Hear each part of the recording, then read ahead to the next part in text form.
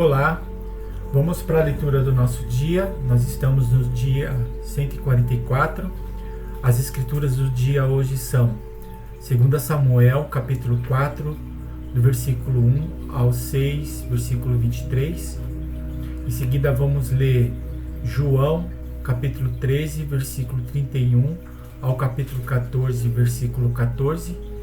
Depois vamos ler Salmos, capítulo 119, versículo 17 ao 32. E por último vamos ler Provérbios, capítulo 15, versículo 31 e 32. Vamos dar início à leitura lendo 2 Samuel, capítulo 4, versículo 1. Isbosete é morto. Quando Isbosete, o filho de Saul, soube que Abner tinha sido morto em Hebrom, as suas mãos desfaleceram, e todo Israel ficou consternado. Esse filho de Saul tinha a seu serviço 2 homens, capitães de tropas. Um se chamava Baaná e o outro Rebeca, e outro Recabe. Eram filhos de Rimom, o Beerotita, dos filhos de Benjamim, porque também a cidade de Beerote era considerada como pertencente a Benjamim. Beerotitas tinham fugido para Gitaim e ali vivem como estrangeiros até o dia de hoje. Jonatas, filho de Saul, tinha um filho aleijado dos pés. Ele tinha 5 anos de idade quando Jerezel chegaram as notícias da morte de Saul. Ele tinha 5 anos de idade quando de Jezreel chegaram as notícias da morte de Saul e de Jonatas. Então a sua ama o pegou e fugiu. Aconteceu que, apressando-se ela a fugir, ele caiu e ficou manco. Seu nome era Mefibosete. Recabe e Beaná, filhos de Rimom, Beoritita, chegaram à casa de Isbosete no maior calor do dia, estando este a dormir ao meio-dia. Ali entraram para o interior da casa, como que vindo buscar trigo, e o feriram na barriga. Depois Recabe e Beaná, seu irmão, fugiram. Eles tinham entrado na casa enquanto Isbosete estava deitado em sua cama, no quarto de dormir. Feriram-no e o mataram. Depois cortaram a cabeça dele e a levaram, andando toda a noite pelo caminho da planície. Levaram a cabeça de Isbosete ao rei Davi em Hebrom e lhe disseram: aqui está a cabeça de Isbosete, filho do seu inimigo Saul, que queria matá-lo. Assim hoje o Senhor Deus vingou o rei, meu senhor, de Saul, de sua descendência. Porém Davi respondeu a Recabe e a Baaná, seu irmão, filhos de Rimom, o Beerotita, dizendo: tão certo como vive o Senhor, que remiu a minha alma de toda a angústia, quando alguém me trouxe a notícia que Saul estava morto, pensando que me trazia uma boa notícia, como recompensa, eu agarrei e matei em Ziclag. Muito mais agora que homens perversos mataram um homem justo em sua casa, deitado no seu leito. Será que eu não requereria o sangue dele das mãos de vocês e não o exterminaria na face da terra? Então Davi deu ordem aos seus moços e eles mataram Recabe e Baaná. Depois cortaram as mãos e os pés deles e os penduraram junto às cisternas em Hebrom. Porém pegaram a cabeça de Isbosete e a sepultaram num túmulo de Abner, em Hebrom. Davi é ungido rei de todo Israel. Então todas as tribos de Israel vieram a Davi em Hebrom e disseram: veja, somos do mesmo povo que o Senhor, ó rei. No passado, quando Saul ainda era rei sobre nós, era o Senhor quem fazia entradas e saídas militares com Israel. Também o Senhor Deus lhe disse: você apacentará meu povo de Israel e será príncipe sobre Israel. Assim todos os anciões de Israel foram falar com o rei em Hebrom. E o rei Davi fez com eles uma aliança em Hebrom diante do Senhor. Eles ungiram Davi rei sobre Israel. Davi tinha 30 anos de idade quando começou a reinar. e reinou durante 40 anos. Em Hebrom reinou sobre Judá 7 anos e 6 meses. Em Jerusalém reinou 33 anos sobre todo o Israel e Judá. Davi conquista Sião. O rei Davi partiu com seus homens para Jerusalém para atacar os jebuseus que moravam naquela terra. Os jebuseus disseram a Davi: "Você não entrará aqui. Até os cegos e os coxos poderão impedi-lo de entrar." Com isso queriam dizer: Davi não entrará neste lugar. Porém Davi tomou a fortaleza de Sião, isto é, a cidade de Davi. Davi naquele dia mandou dizer: todo o que está disposto a atacar os jebuseus, suba pelo canal subterrâneo e ataque os cegos e os coxos a quem a alma de Davi odeia. Por isso se diz: nem cego nem coxo entrará na casa. Assim Davi morou na fortaleza e a chamou de cidade de Davi. Ele foi edificando ao redor, desde Milo e para dentro. Davi ia crescendo em poder cada vez mais, porque o Senhor, o Deus dos exércitos, estava com ele. O reinado de Davi é reconhecido por Irão. Irão, rei de Tiro, enviou a Davi mensageiros, madeira de cedro, carpinteiros e pedreiros. Estes construíram um palácio para Davi. Então Davi reconheceu que o Senhor o havia confirmado como um rei sobre Israel e que tinha exaltado o seu reino por amor do seu povo de Israel. Filhos de Davi que nasceram em Jerusalém. Davi tomou mais concubinas e mulheres de Jerusalém depois que tinha vindo de Hebrom, e nasceram-lhe mais filhos e filhas. São esses os nomes dos filhos de Davi que nasceram em Jerusalém: Samua, Jababe, Natã, Salomão, Ibar, Elissua, Nefeg, Jáfia, Elisama, Eliada e Elifelete. Davi derrota os filisteus. Quando os filisteus ouviram que Davi tinha sido ungido rei sobre Israel, subiram todos para prendê-lo. Quando soube disso, Davi desceu para a fortaleza. Mas os filisteus vieram e se espalharam pelo vale dos Refaíns. Então Davi consultou o Senhor, dizendo: devo atacar os filisteus? Tu os entregarás nas minhas mãos? O Senhor respondeu: vá, porque certamente entregarei os filisteus nas suas mãos. Então Davi foi até Baal-Perazim e os derrotou ali. E disse: o Senhor rompeu as fileiras inimigas diante de mim, como as águas rompem barreiras. Por isso chamou aquele lugar de Baal-Perazim. Os filisteus deixaram lá os seus ídolos, e Davi os seus homens, e os levaram embora. Davi consultou o Senhor, e este lhe respondeu: não os ataque de frente, mas rodeie por trás deles e ataque-os por diante das amoreiras. E quando você ouvir um barulho de marcha pelas copas das amoreiras, entre logo em ação. É o Senhor que saiu à sua frente para atacar o exército dos filisteus. Davi fez como o Senhor lhe havia ordenado e atacou os filisteus desde Geba até Gezer. A arca é levada para Jerusalém. Mais uma vez, Davi reuniu todos os escolhidos de Israel, em número de 30.000. Davi se levantou e, com todo o povo que tinha consigo, partiu para Baalá de Judá, para de lá trazer a arca de Deus, diante da qual se invoca o nome do Senhor dos Exércitos, que se assenta acima dos querubins. Puseram a arca de Deus numa carroça nova e a levaram da casa de Abinadab, que ficava numa colina. Uzá e Aiô, filhos de Abinadab, conduziram aquela carroça. Levaram a carroça com a arca de Deus da casa de Abinadab, que ficava na colina, e Aiô ia diante da arca. Davi e toda a casa de Israel se alegravam diante do Senhor, com todo tipo de instrumentos de madeira de faia, com harpas, liras, tamborins, pandeiros e símbolos.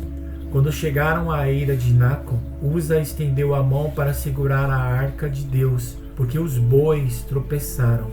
Então a ira do Senhor se acendeu contra Uza, e Deus o feriu ali por esta irreverência. E Uza morreu ali ao lado da arca de Deus. Davi ficou irado, porque o Senhor havia irrompido contra Uza, e chamou aquele lugar de Pérez Uza, até o dia de hoje. Naquele dia Davi teve medo do Senhor e disse: como poderei levar comigo a arca do Senhor? Davi não quis levar a arca do Senhor para junto de si, na cidade de Davi, mas fez com que fosse levada para a casa de Obed-edom, o geteu. Assim a arca do Senhor ficou na casa de Obed-edom, o geteu, durante 3 meses, e o Senhor o abençoou em toda a sua casa. Avisaram o rei Davi, dizendo: o Senhor abençoou a casa de Obed-edom e tudo o que ele tem por causa da arca de Deus. Então Davi foi e com alegria trouxe a arca de Deus da casa de Obed-edom à cidade de Davi. Quando os que levavam a arca do Senhor tinham dado 6 passos, Davi sacrificava um boi e um animal gordo. Davi dançava com todas as suas forças diante do Senhor. Ele estava cingindo de uma ístola sacerdotal de linho. Assim, Davi com todo Israel levou a arca do Senhor com júbilo e ao som de trombetas. Quando a arca do Senhor estava entrando na cidade de Davi, Mical, filha de Saul, olhou pela janela, e ao ver o rei Davi que ia salteando e dançando diante do Senhor, ela o desprezou em seu coração. Levaram a arca do Senhor e a puseram num lugar, no meio da tenda que Davi tinha preparado para ela. Então Davi trouxe holocaustos e ofertas pacíficas diante do Senhor. Depois de trazer os holocaustos e as ofertas pacíficas, Davi abençoou o povo em nome do Senhor dos Exércitos, e repartiu a todo o povo e a toda a multidão de Israel, tanto homens como mulheres, a cada um bolo de pão, um bom pedaço de carne e passas. Então todo o povo se retirou, cada um para a sua casa. Mical é repreendida por Davi. Quando Davi regressou para abençoar a sua casa, Mical, filha de Saul, saiu ao seu encontro e lhe disse: que bela figura fez o rei de Israel no dia de hoje, descobrindo-se diante das servas de seus servos, como se descobre um sem vergonha qualquer. Mas Davi disse a Mical: eu fiz isso diante do Senhor, que me escolheu em lugar de seu pai e de toda a casa dele, ordenando que eu fosse príncipe sobre o povo do Senhor, sobre Israel. Foi diante do Senhor que me alegrei. E me farei ainda mais desprezível e me humilharei aos meus próprios olhos. Quanto às servas de quem você falou, serei honrado por elas. Mical, filha de Saul, não teve filhos até o dia da sua morte. Agora vamos ler o Evangelho de João, capítulo 13, versículo 31 ao 14, versículo 14. O novo mandamento. Quando Judas saiu, Jesus disse: agora foi glorificado o Filho do Homem, e Deus foi glorificado nele. Se Deus foi glorificado nele, também Deus o glorificará nele mesmo, e ele o glorificará imediatamente. Filhinhos, ainda por um pouco estou com vocês. Vocês vão me procurar, mas o que eu disse aos judeus também agora digo a vocês: para onde eu vou, vocês não podem ir. Eu lhes dou um novo mandamento, que vocês amem uns aos outros, assim como eu os amei, que também vocês amem uns aos outros. Nisto todos conhecerão que vocês são meus discípulos, se tiverem amor uns aos outros. Pedro é avisado. Simão Pedro perguntou a Jesus: para onde o Senhor vai? Jesus respondeu: para onde eu vou, você não poderá me seguir agora. Mais tarde, porém, me seguirá. Pedro disse: Senhor, por que não posso segui-lo agora? Darei a minha vida pelo Senhor. Jesus respondeu: você dará a sua vida por mim?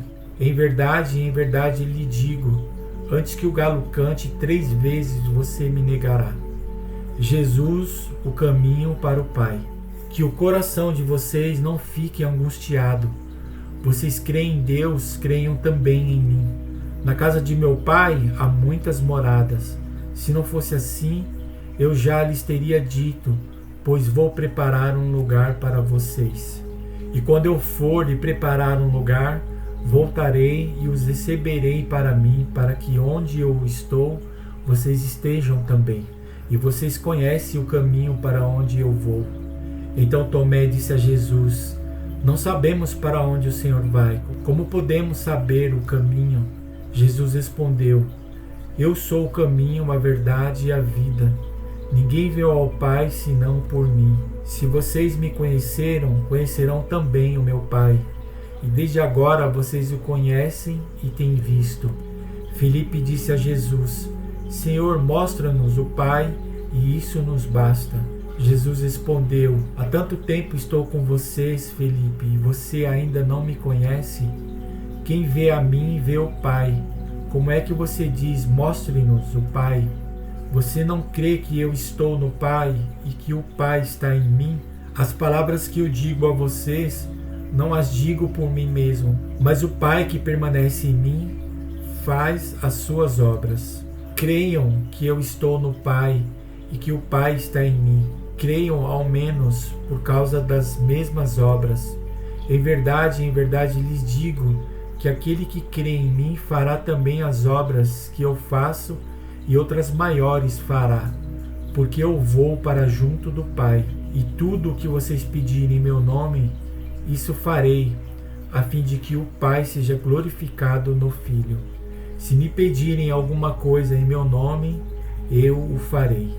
Agora vamos ler Salmos 119, versículo 17 ao 32. Sê generoso com teu servo, para que eu viva e observe a tua palavra. Desvenda os meus olhos para que eu contemple as maravilhas da tua lei. Sou peregrino na terra, não escondas de mim os teus mandamentos. Consuma esta minha alma por desejar incessantemente os teus juízos.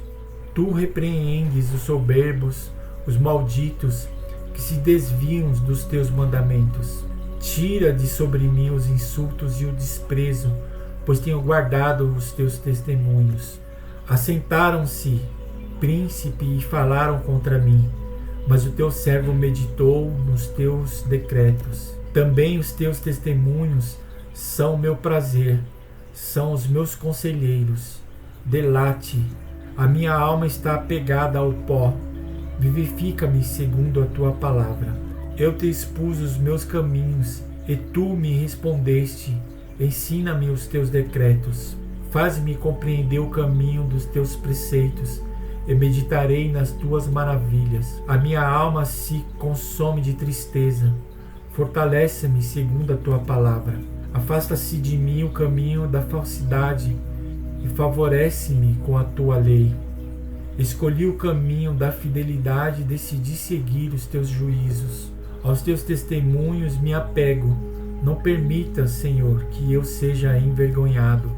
Percorrerei o caminho dos teus mandamentos, quando me deres mais entendimento. Agora, para finalizar, vamos ler Provérbios 15, versículo 31, 32. Quem dá ouvidos à repreensão construtiva, terá sua morada no meio dos sábios. Quem rejeita a disciplina, despreza a si mesmo, mas o que aceita a repreensão, adquire entendimento. E aqui encerramos a leitura do nosso dia. Obrigado pela participação de todos, e amanhã daremos a continuidade da nossa leitura.